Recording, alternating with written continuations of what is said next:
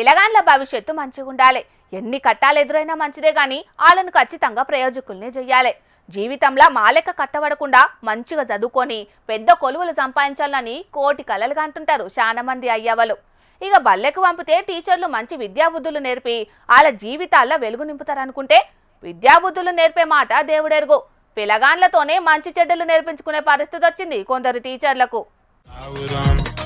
కుర్సీలో కూసోవాల్సిన మనిషి కింద వండుకున్నాడంటేనే ముచ్చటేందో మీకు అర్థమయ్యే ఉంటది. మళ్ళా బెడ్రూమ్ లో గదా వండుకున్నట్టే ఎంత దర్జాగా వండుకున్నాడో చూసిండ్రా. కుంభకర్ణుడు గదా నిద్ర పోయినట్టే సోయి శుద్ధి లేకుండా క్లాస్ రూమ్ లోనే మంచిగా వండుకున్నాడు.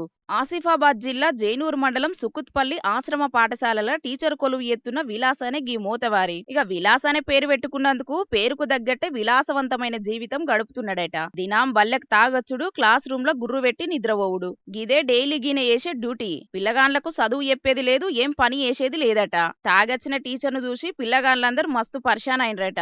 విద్యార్థులకు విద్యా బుద్ధులు నేర్పించాల్సిన టీచరే తాగొచ్చి క్లాస్ రూమ్ లోనే వండుకునుడేంది, అసలు ఇది బడా లేకపోతే తాగుబోతుల కోసం పెట్టిన సిట్టింగ్ రూమా అని మస్తు గరమైనరట. గినేశాలు చూసినా ఆడున్న పబ్లిక్ అందరూ. ఇక ఎంబటే గీ ముచ్చట మీద పెద్ద ఆఫీసర్లకు కంప్లైంట్ చేసి టీచర్ మీద విచారణ జరిపి కొలువులుండగానే విధుల పట్ల నిర్లక్ష్యం చేసిండని చెప్పి సస్పెండ్ చేసిండ్రట.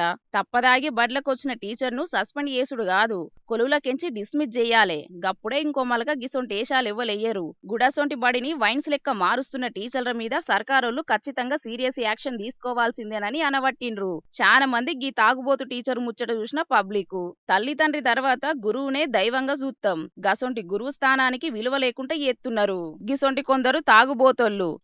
ఏం మనసులో ఏందో నుల్లా.